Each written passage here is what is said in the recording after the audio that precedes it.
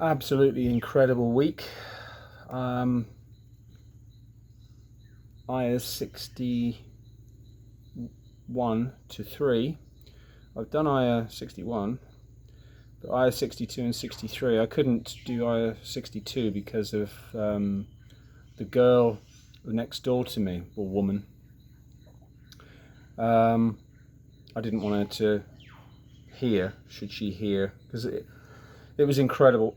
First of all, we had the best group I've ever had, just for so many different reasons. Wonderful people, but with a lot of bad energy, loads of bad energy, but didn't outwardly show in, social situations, the chats at mealtimes and stuff. They were bright. Two, Kai, who's the Aussie lad, and his cousin twin, who got Vietnamese extraction, and then Kai's new wife, Jen, who's Brazilian, but grew up in Italy, so she spoke a lot of languages. And then we had the lady next door to me from Costa Rica. Oh, Jesus. Which is what made it all very interesting because of her affliction. And then a wonderful guy, brother, man, Jason from Alaska. And he was an interesting character, right from ceremony 1. First time doing ayahuasca. Solid as a rock. Didn't vomit. I mean, all the ceremonies. After the first ceremony, the second ceremony, I was talking to Mama, like, who the fuck's this guy? Actually, in the first ceremony, because there was turmoil in the first two. The energies were so strong. What's going on with this knees? And Kai, very sensitive. He's done 8 ayahuasca ceremonies before, but like I said in the last video, they haven't done them continuously, so this was their first experience of doing them, and with a Shipibo shaman. He said the previous ones were just as strong for him, but so he still struggled, but it was absolutely incredible, the level of energy. The first 2 ceremonies were pretty chaotic because we had Kai particularly, who's, as soon as he takes the ayahuasca, pretty quickly he's vomiting, but then horrendously, and it just doesn't stop. He kept having to go to the toilet, and that was the case on the second ceremony when it was just as heavy, if not heavier. His wife Jen, she struggled last night, but they just got on with it. There wasn't from anybody this week. There wasn't anything about apprehension, or with some people where they have a really tough ceremony and then they're like, oh, I'm afraid I don't really think I want to do the next one, which can happen, but this lot, no. Twin, as I said, gave me a big hug the first day, and she was just so special.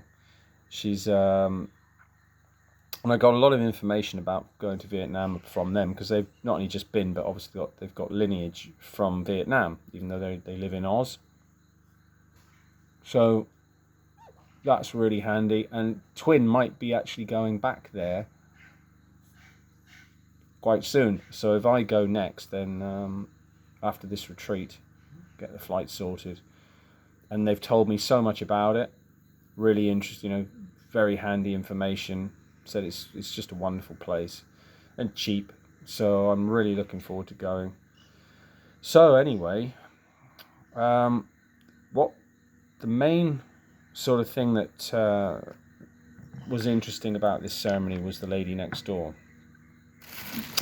In the second ceremony, it became apparent that she had a form of possession, which for me and Twin, she saw the same thing, a witch. Possession by a witch. As I said in the other video, she said on the first day that she had 40 ceremonies experience, but they're not. They weren't with shamans. She's met these 2 bloody idiots that you know, like you can get delusional people. They just get ideas about themselves, about what they are, not the narcissism factor. They want to be special. Been teaching her to self-administer ayahuasca, and they aren't shamans either. Just absolutely crazy. I did mention it to her today, but you know, whether she takes it on board when she left, because although she got cleaned here, it was after the second ceremony. The fight didn't have to go into the third ceremony.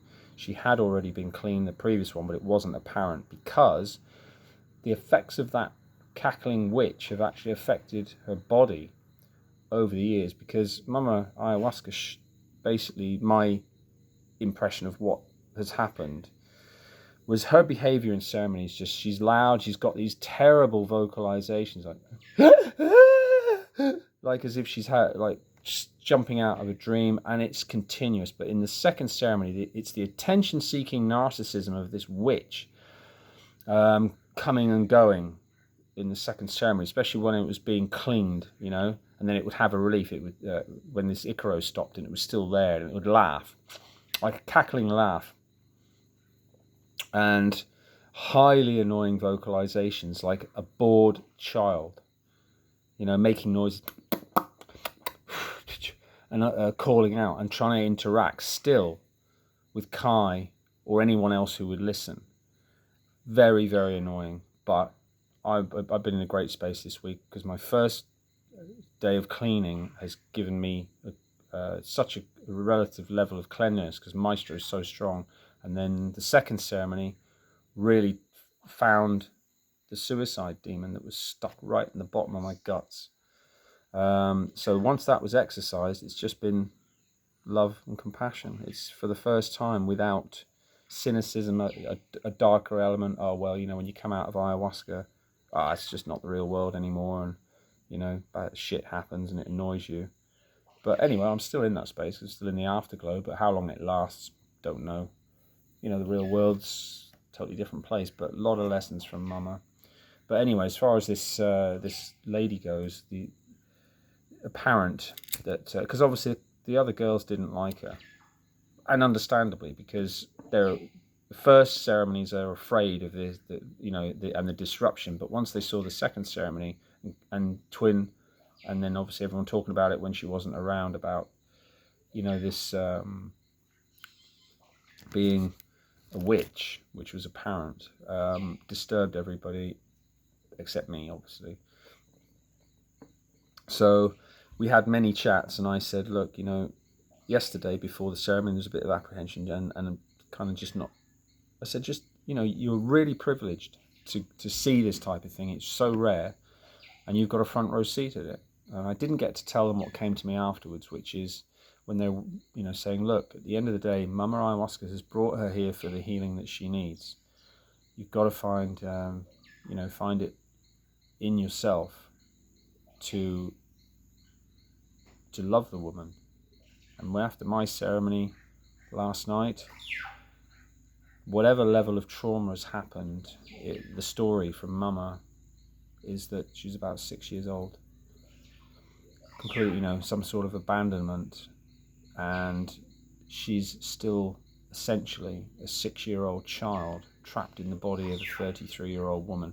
Horrible what the dark side can do. And then once, you know, being in that situation with the trauma, the witch has managed to get in, take control. How long it's been there, I don't know. But then being introduced to these guys, probably in an attempt to heal, because obviously, you know, the real person still knows there's something wrong, can do to a large degree, which is why she's come here. Because if she's self-administering, and it seems, you know, they're convinced, oh yeah, I'm healing, and you know, I'm being trained by these other guys. But obviously, she must have felt there's something wrong, and Mama Ayahuasca has brought her here. Although, funnily enough, chatting to the shamans and Gino, because Gino said, you know, he's told me that he could see it in her right from the start. And obviously I spoke to the shaman about it, because obviously her behavior during the Icaros in the second ceremony, when it was really getting forced out and made to feel really uncomfortable, and it was so apparent. And this is what happens with either demonic possession. You know, once the demon's been made to feel uncomfortable, but they don't want to leave, and they put up a fight, there's obviously usually a lot of vocalizations, attempts at stopping the Icaros or calling Lady over, and she was doing it all the time, again, knocking on the floor, getting, you know, Lady or Christian to come over, and then in between bursts of the real girl having an ayahuasca experience, probably, she said the next day that it was, you know, she was seeing a lot of love and stuff, but the vocalizations were so annoying because it was all external. You know, this cackling laugh, and she's got a terrible voice. Even just in normal speaking English, it's quite annoying. She speaks very fluent English, but it's just the level of accent is really just annoying. But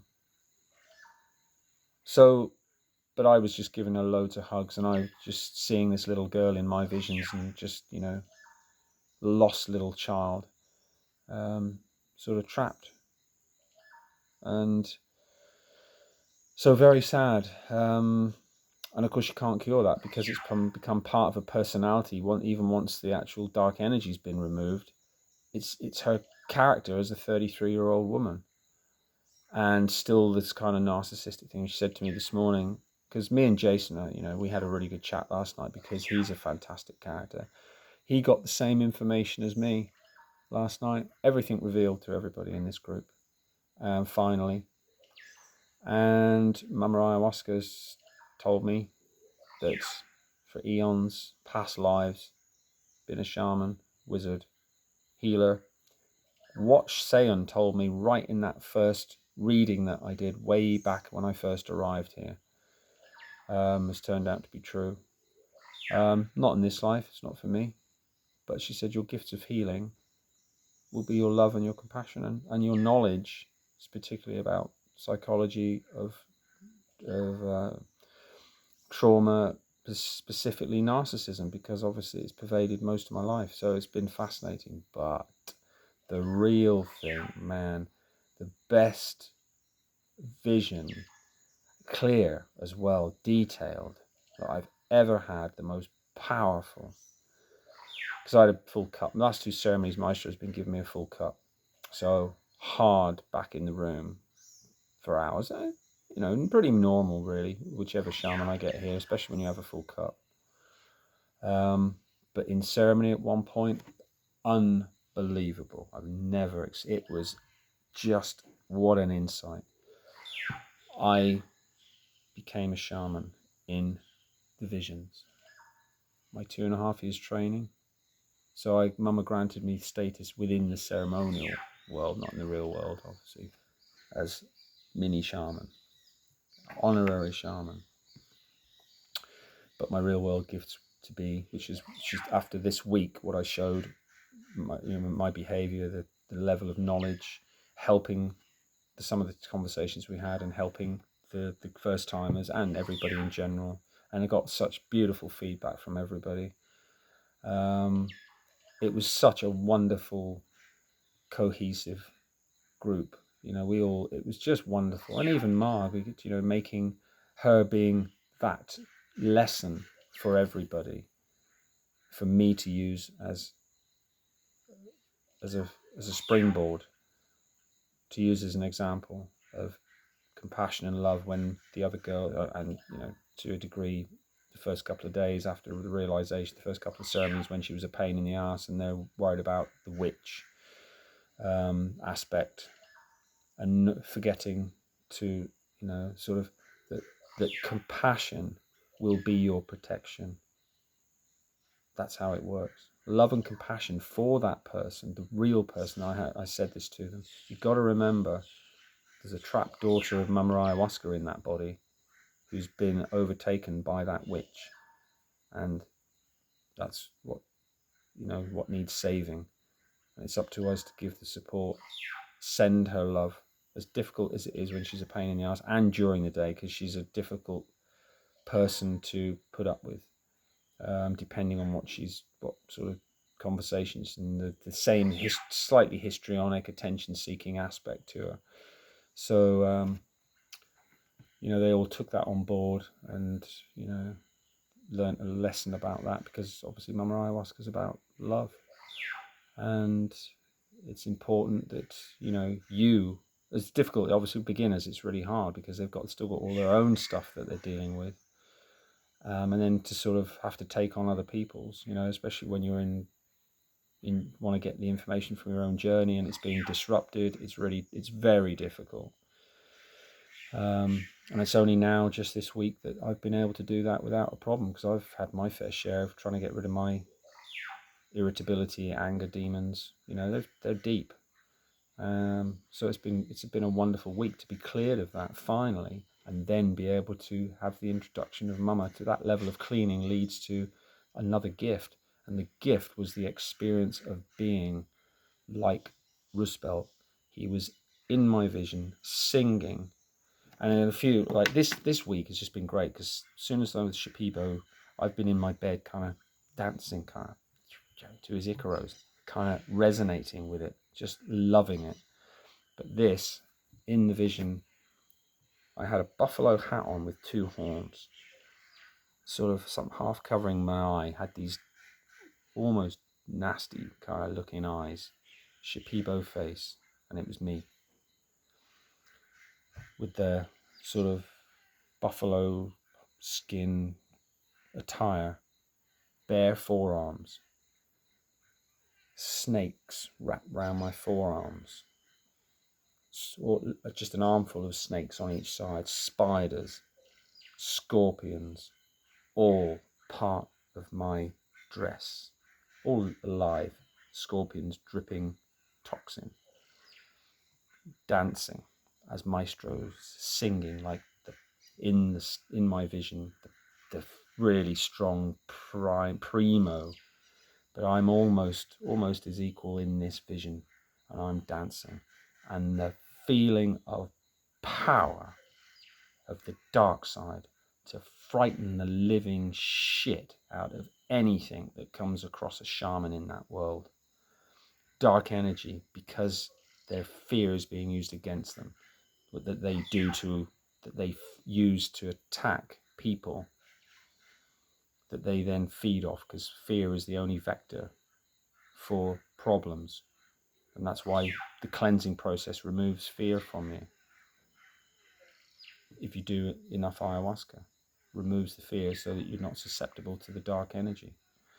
But in the shamanic world, once you're in that dimension, dark energy just fucking shits itself, because the manifestations of dragons, like last night, when Maestro was singing over, Twin was opposite me, when he was singing over in my vision, I could see him, a bit like I have done with Maestro Urias when he turned into the entity union that I did the video on. But last night he was bat wings, and then a shadow cast in the vision onto the roof of the Maloka in this space, a shadow, like a vampiric, powerful entity. And because the work he had to do this week on Kai, who's riddled, he's had a drug history, methamphetamine, heroin, a lot, although he's very clean. He's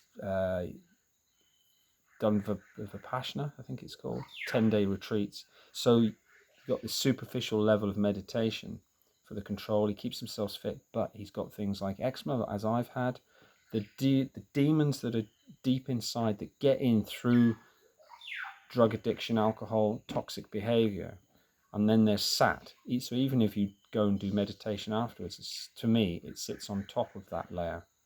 And of course, it can't clean it. It takes ayahuasca and a shaman, powerful shamans.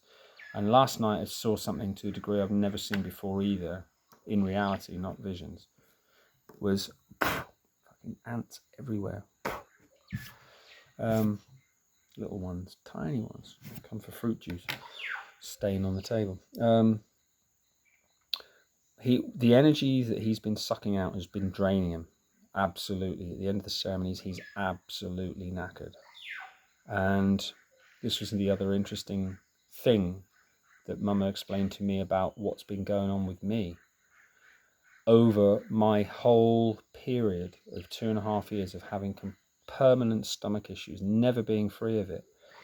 because he what am I saying?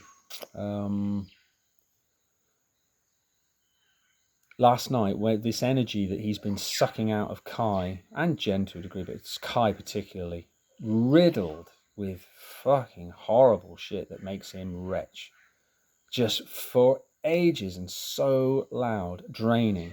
But he's a young lad and he's fit.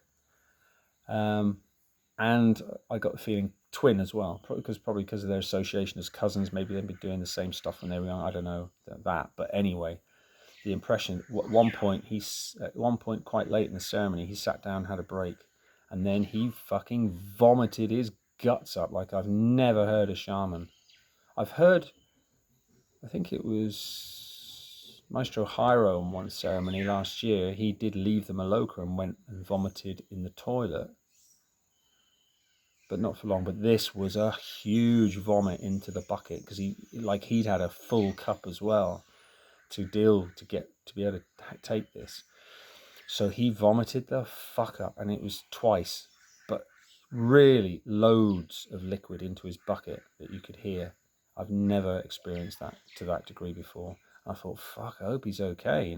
This is dealing with the witch the other night plus Kai, and then for the first two ceremonies and everyone else's, it's been the strongest levels of energy, but it's not been demonic. It's been just bad energy, like, just loads of it. Incredible. And he's been sucking that out and then vomited the fuck up. And then I'd had a full cup, and right from the start, as soon as it was just sitting, the ayahuasca didn't seem to go through, it just seemed to be sitting in my stomach. And Mama explained to me later, because about 5 minutes after he vomited, I vomited, and I have twice this week, which is very unusual for me in ceremony. And then Mama explained, you're sharing the burden, as it became apparent later when she told me about my past shamanism. She said, Steve, that's been, she reveals these things so late, so that all the pieces of your whole journey at each stage, it's another piece of the jigsaw, falls into place and makes sense with what you've already experienced. A long process, a long learning process, a long informational process. She said, you've been taking, without even realizing it, in all the ceremonies, like a shaman, you've been taking that negative energy as the shamans do, but obviously they take it in and expel it immediately, with either, but the heavy stuff going into, of course, not being a shaman, it's been going into my stomach and having for me to go through that cleaning process with the waves of spiritual energy being back on my room, having to wait or stick my fingers down my throat as soon as I get back to the room, more than once sometimes, go for a crap, and then before my guts settle down and I get peace and can fall asleep. And it can be hours, it can be 2 or 3 hours, maybe more, on a really strong one, tripping my balls off whilst getting cleaned back in after the ceremony in my room. So loads of interesting stuff. It's been a hell of a week, and it's gone so quick. It's been amazing, wonderful week. The best group, just for loads of different reasons, and just because of who they were, brought this particular week to make it just perfect in so many ways. Kai came over afterwards, and he came over, lay down with his head on my chest, because I was still tripping. I couldn't quite walk to the room. Jason, my brother, we had a great chat last night, because he had again, stoic, nothing fazed him. Didn't have said he didn't have fear. He wasn't fazed when he was next to the witch, between me and the witch, because they swapped places, because the witch didn't want to be next to me on the second ceremony. She made the excuse, I don't want to disturb Steve. But I think it's because she didn't want to be, because I spoke to it in the second ceremony. I was in the vision. Maestro was there singing at it, and it was getting uncomfortable. And then it would cackle when it thought it had a little win, or there was a break between Icaros and it hadn't been expelled, and then it would laugh. And it would talk, it would actually reply through her voice, like Jack did to me, in the mocking voice I explained in the first book of my first week's experience. when I'd spoken to Jack about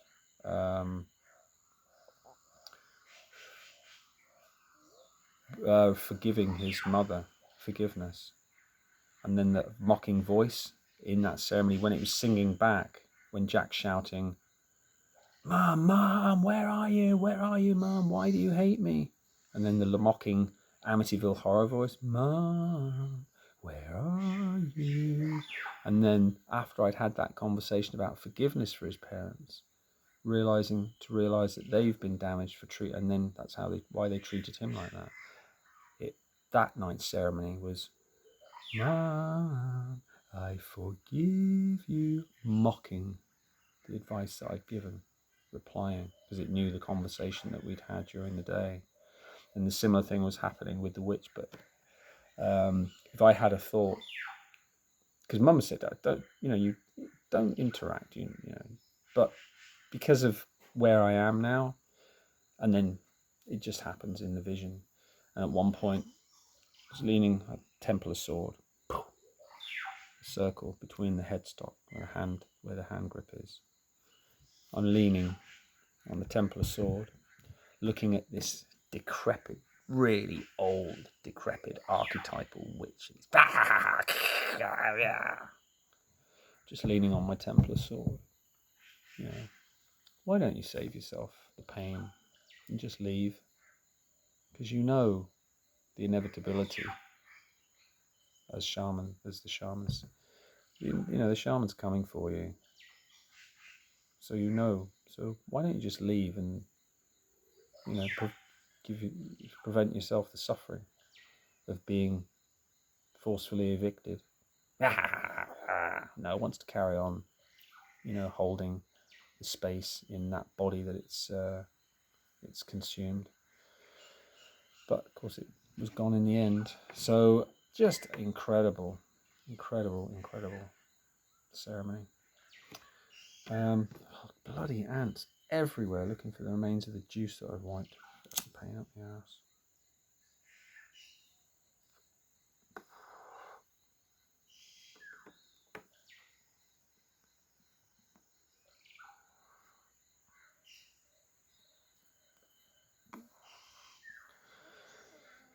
So I got a message back from Tu Yen. We swapped. She said she might go to. I said, "Where are you going next?" And she said, "Where did she say? I can't remember. It was Vietnam or somewhere else." I said, "Well, oh wow! If you end up in Vietnam, we'll meet up." So obviously, being Vietnamese, and she's been there, visited herself from Australia with Kai and his wife. They've not been there. They've been there not long ago. Told me lots of things about it, how safe it is. Obviously, cities, you've got to be careful. But on the coast, said it's absolutely beautiful. So really looking forward to it, And still don't know. I said you never know. I've changed my mind about the future, depending on what happens and whether I'm able and how things go. And maybe continue the journey, but I need a break.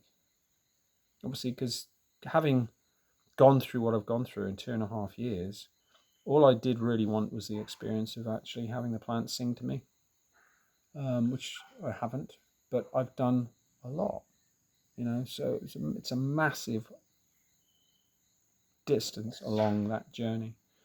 Too old, I think, but nevertheless, just might come and, Rusbel offered me, as he did Kai. Kai told me on the second day, after the chat with the shaman, the shaman said to me, asked me if I want to do a 3-month dieta with him. Hard, that will be tough. Fucking hell. And then when we went on the jungle walk, I was walking back and mentioned the Temple of Light and stuff. He said, "Oh, you've been to the Temple of Light, blah, blah, blah, So I said, "Well, Urias was worked there," and I saw him there. And then he said to me, "Do you want to do a 3-month dieta?" I said, "I can't." I said, "My visa's up." And I said, "At the moment, the plan has kind of been set. It's just the right thing to be doing. I need a break from South America. So, and I've never been to Asia, Thailand, and that area of the world. And of course, it's easy to hop. You only get a month visa, but it's easy to hop between. So anyway, but without talking about my plans particularly. So just incredible week. But Jason last night, he came. They were all chatting for quite a while because obviously they dropped off tripping because the last ceremony they got to go a bit easy on them. No second cup in the last ceremony because it just gives you enough in the first cup. But I still had a full cup, so for me, doing a half and then another half, but I just had it at the beginning. So for me, because obviously I'm not leaving, it was good. It was my normal night. But Jason had his revelation as well, and then I got the answers as to who the hell's this guy? He's never done ayahuasca before, and he's just unflinching, solid as a rock. Didn't vomit, not a peep out of him. Wasn't phased by the witch business. Obviously, that freaked everyone else out a little bit. Talking to them the next day, and he had the same information. He'd done a DNA test. He's got Portuguese extraction, which linked, and he was told by Mama last night, again, old spirit like me, been a shaman in the Amazonias, as well as healer, usual thing, for thousands of years, reincarnations. So we had a great, she said, I said, Steve, it's been absolutely wonderful knowing you and talking to you. He said, I could talk to you for hours, because I've got a lot of knowledge. And it comes out. I mean, last night was a classic. We were talking about cleanliness and just, different aspects and drinking, alcohol and pot. And told him the quotes of the Tai Chi master, if you want to improve yourself, first get up your bad habits. Well, it doesn't seem to detrimentally affect him, but I said, it's bad news. It's a major, and the line came, a vector away from purity. And he went, ooh, a vector away from purity. And I went, that wasn't me. It's Mama Ayahuasca. She speaks through you. I said, so, maybe you have to rethink your position. In other words, you pack up the pot and the beer. But he's a fascinating character because he does mushroom trips where he goes walking in the woods where at home, connecting, touching the plants and the trees, connecting to the trees, and then do a mushroom trip. And I said, just keep that ceremonial context. Buy a bag of mapacho before you leave. Take it back to the States with you. It's just normal tobacco.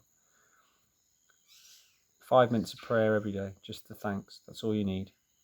It's not for Mama. She told me many times. She doesn't need the reverence. It's to keep you connected. And you can just light mapacho.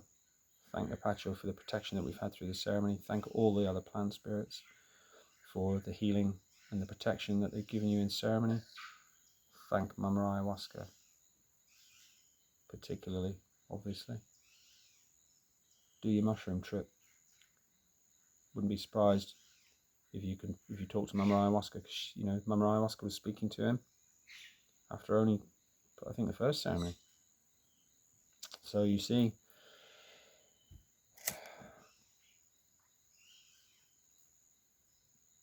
makes you wonder how many people are yet to come to ayahuasca that have been, who when they get the calling, when the time's right. And I said to them all, once you've done your ayahuasca, once you've been brought here and you've done ayahuasca, you're in the army.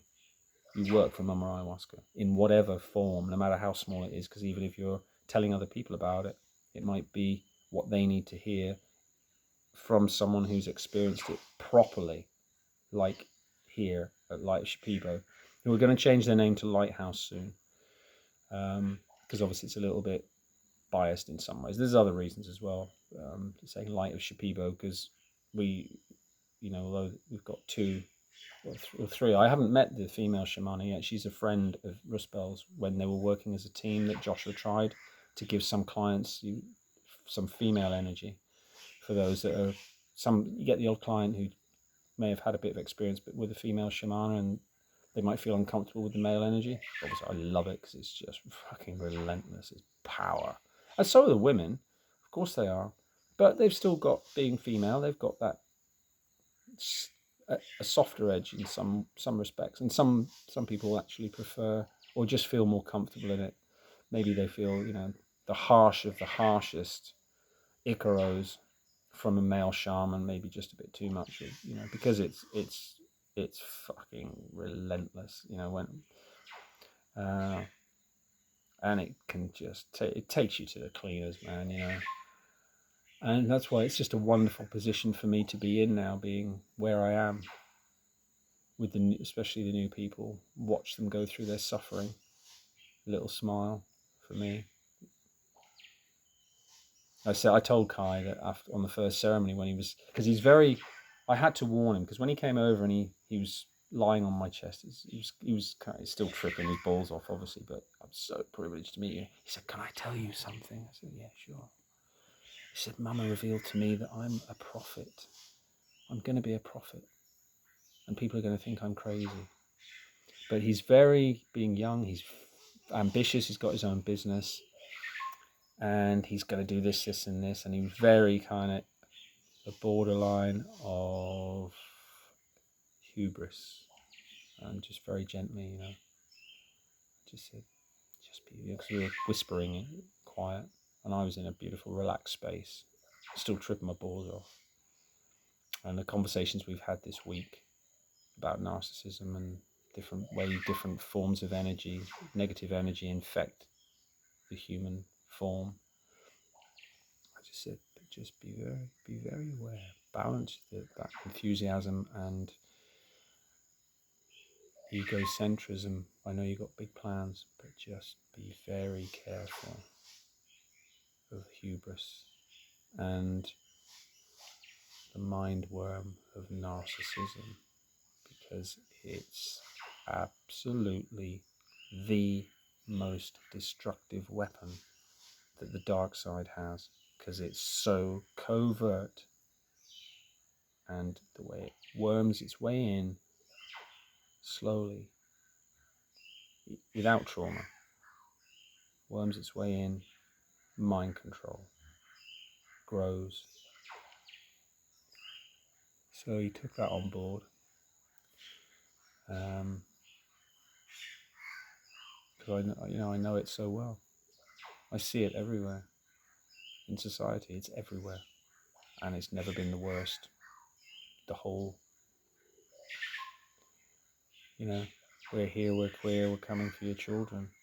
The corruption of childhood innocence is the ideal. It's the nastiest, most demonic aspect of dark energy's behavior. Corruption of innocence. Transhumanism. GMO.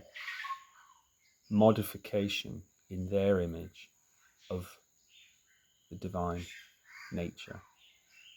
That's what it's all about, really. The war. The corruption of what's good in the world and what's natural in the world. Corrupt it. Change it. Turn it dark. Infest it with the cancer. Nasty, nasty, nasty business.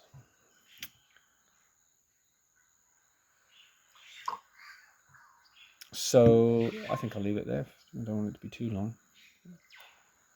So just to recap, I'm absolutely buzzing. It's been tiring. I slept twice this morning. I went back to sleep this morning. Lady brought me breakfast with a sandwich at 8, and then went back. Well, no, she didn't. I'm not talking. She offered me at 8, but I said I'd come down, but I was really groggy. Saw everybody off. Went down to the boat with them all, and then had to have another sleep. So I slept a couple of hours this afternoon after lunch.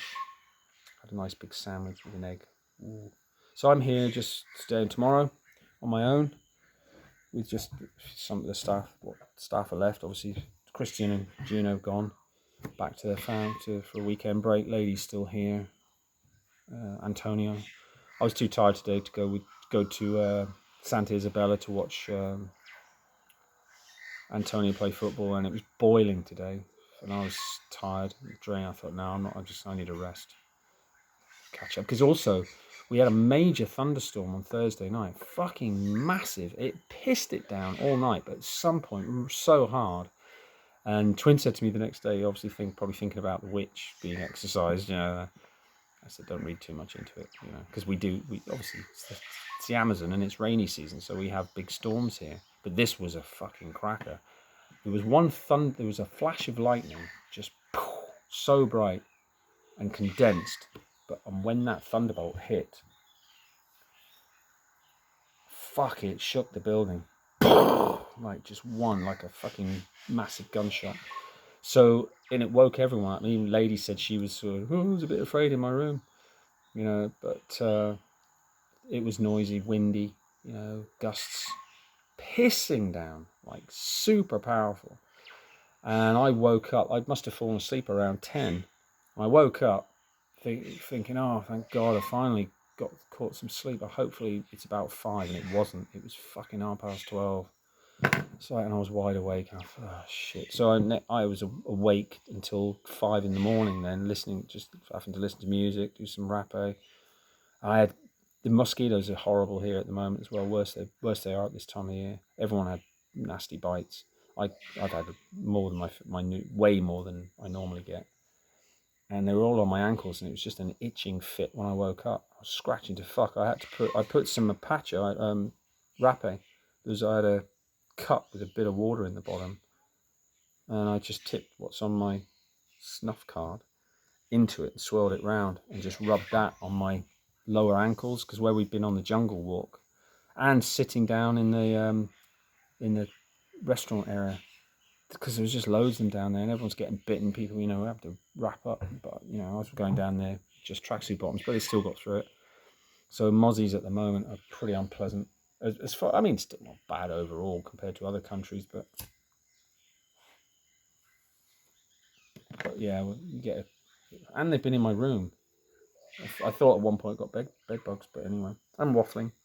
But anyway, so what? It's my videos for me, record. So about that group,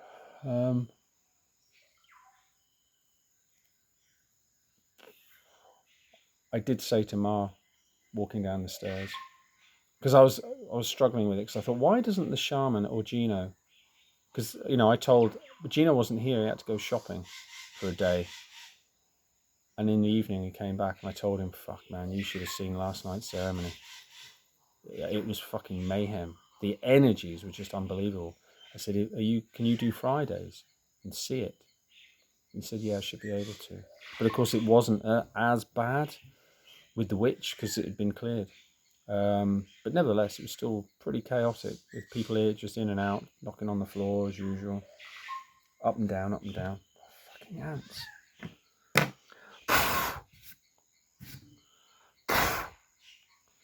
And what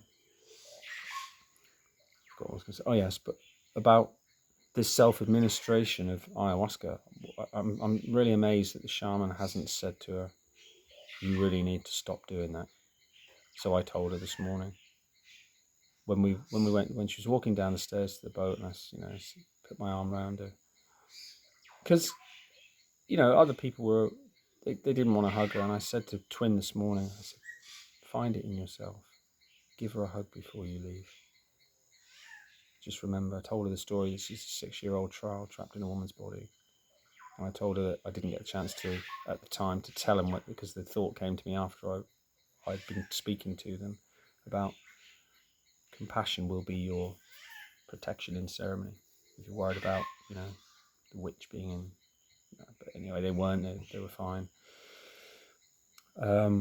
So I put my arm around her and was just walking around the stairs and down the steps to the boat. And I said about the ayahuasca. I said, look, Mama revealed something to me in ceremony last night, and I feel I have to tell you.